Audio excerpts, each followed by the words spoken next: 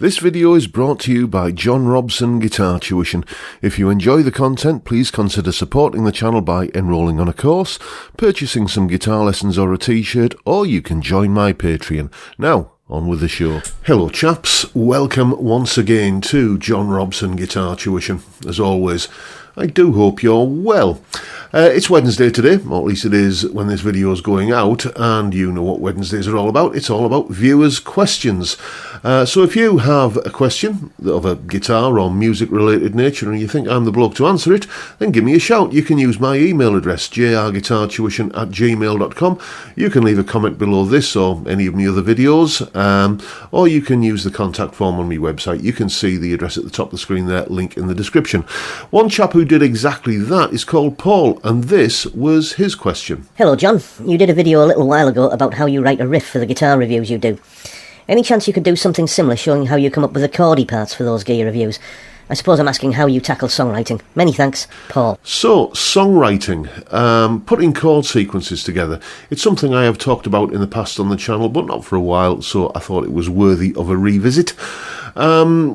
Just a bit of background information, really. I mean, I kind of learned all the stuff I'm going to talk about today via osmosis, really. I think it's one of the benefits of growing up in the 70s. I think the quality of the songwriting back then, certainly in terms of the chord sequences that were getting written for big hit songs, I think it was just, you know, dare I say it, a little bit better than what we're kind of exposed to these days.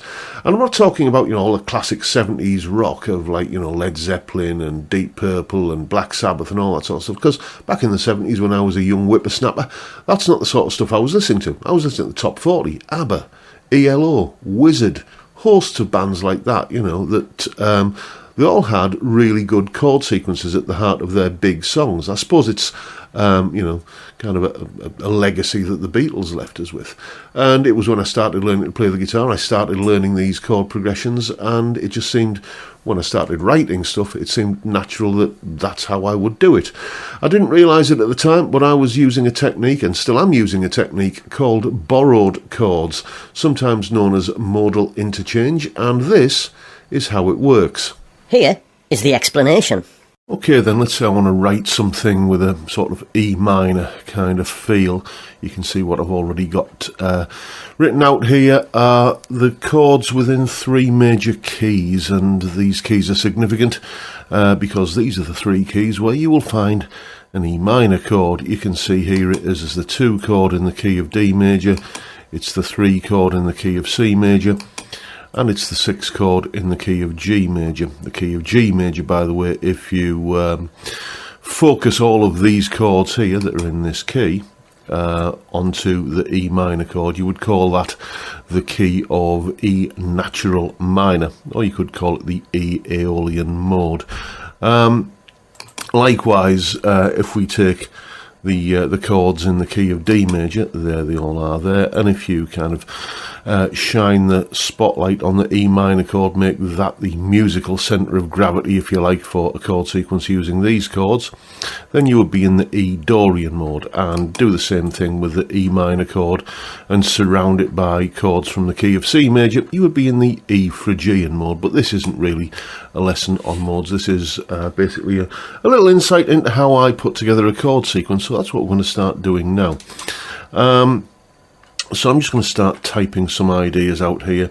I think we'll start on an E minor chord, and then yeah, I like to sort of set out the sort of contrast that we're going to be having pretty much from the get-go. So I'm going to include an A major chord there, and you'll notice that none of the other keys that we're dealing with have an A major chord in them. There's an A minor chord in the key of C and an A minor chord in the key of G, but there's no A major chord anywhere other than in the key of D. So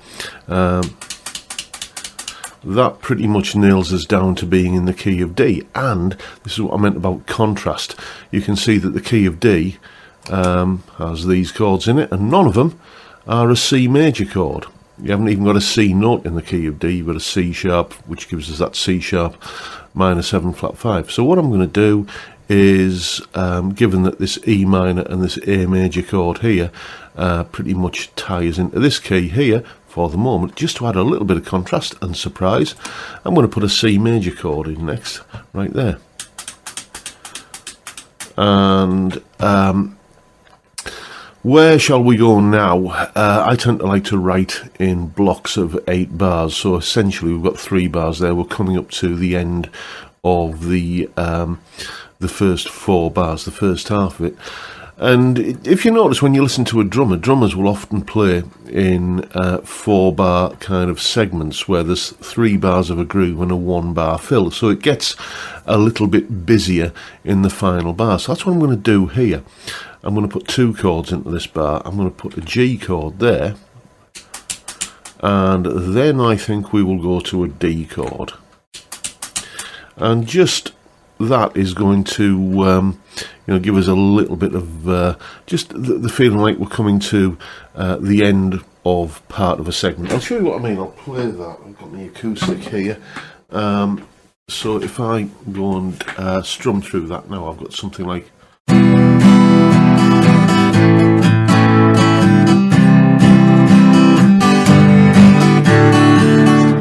It just kind of turns it around nicely to take us back, I think. Fairly obviously it needs to go back to an E minor chord there.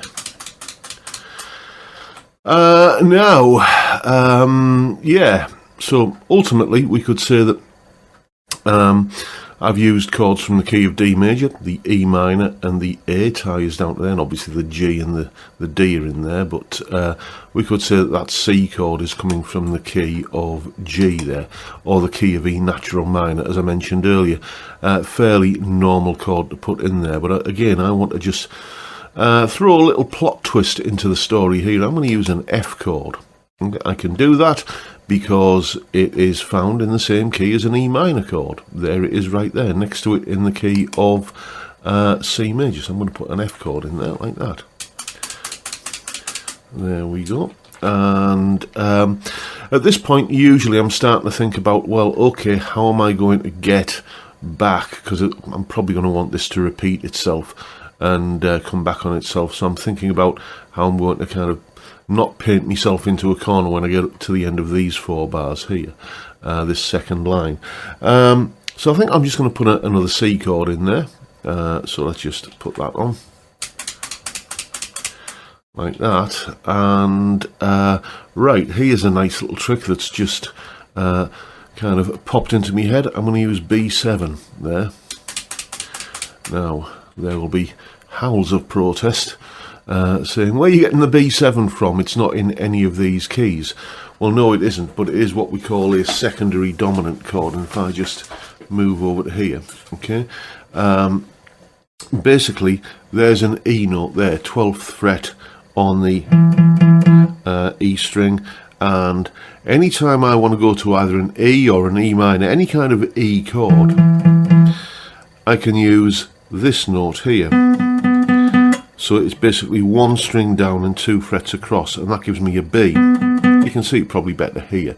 There's an E note, and there's a B note there. So that's the chord I want to go to.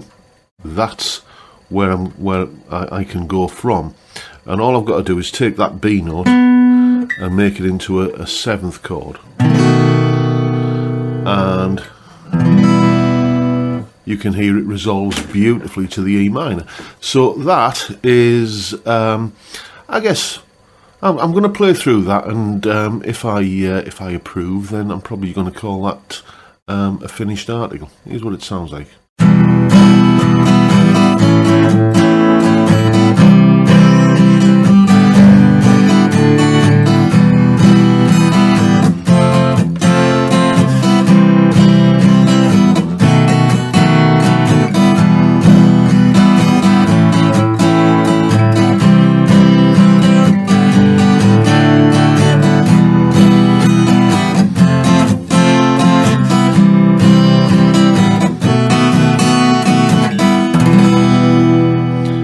Yeah, I'm pleased with that. That's something I can probably do something with. I'm enjoying the fact that, you know, you get this slight surprise here when you go from the A chord to the C chord, two chords that no matter how much you search for them, you will never find an A major and a C major in the same key together. I'm liking this F chord, the way that kind of makes the chord sequence turn another little corner there that you weren't possibly expecting. And this B7 chord here, this secondary dominant as we call it, remember the rule, if I want to go to any kind of E chord, I use a B note. Basically, you can think of it, an easy way to remember is just think of it as a 7th chord, 7 frets above the chord that you want to go to. It's actually a 5th if you want to use the jargon. There's the root note of the E chord, or E minor, there's the B note there, representing the B7, and you can see that the B note is 7 frets above the root note of the E minor. So that's a nice little kind of handy way of remembering it, or if you know your intervals, you can just think of it as a 7th chord, a 5th above the chord you want to go to. So there you go, that's how I put together a little chord sequence. Hope that's helpful. Now you know what to do. Go away and have some fun with it. Now, that chord sequence there that you saw me putting together, hopefully all that made sense, by the way. That chord sequence that you saw me putting together there, I ended up doing something with it, and in tomorrow's video you're going to hear exactly what I did with it. I ended up making a jam track out of it that's going to form part of the what's going on in the video tomorrow. If you are not entirely sure about which keys, for instance, any chord may or may not occur in, which is obviously a fairly you know, kind of fundamental part of what I've just been talking about, then fear not, because if you are one of my Patreon supporters, first of all, thank you from the bottom of my heart. You know, if you're one of my Patreon supporters, then up on my Patreon page, you will find a little PDF, a chart, basically, a table, if you like, showing which chords are in which keys. So, like, you know, like I did with that E minor chord in that example, I knew I could use an E minor chord as the central sort of tonality of what I was doing, and then just borrow chords, hence why it's called borrowed chords, from all of the other keys that an E minor can occur in. So, as I say, that's up on my Patreon page, as is that little explanation video that you've just seen there, and the lesson notes that I was typing up in that video as well. So all of that's up on Patreon. $3 or £2.50 a month gets you access to all of these goodies that go along with these YouTube videos. A massive, as I say, thank you to everyone who supports me in that or any of the other ways, all of which are linked down in the description. And that is pretty much it for today, folks. Stay tuned for tomorrow when, as I say, you're going to be hearing the jam track that came out of that chord sequence that I wrote in that little demonstration part there. But that is, as I say, the video for today. Hope you enjoyed it, found it useful and informative in some small way, and if that's the case, please hit the subscribe button and the notification bell if you haven't already done so, and why not drop me a like as well while you're at it. Don't forget the live stream every Friday 5 PM UK time, where we drink beer and talk about music and guitars, and a whole range, a whole host, a plethora of other topics crop up as well. It's a great way to kick off the weekend, and I'd love to see you there if you can make it. But for now, I'll bid you all a good day and say thank you so much for watching. Thank you for your time. Look after yourselves, folks. Stay well, stay safe, and above all, stay sane. Bye for now.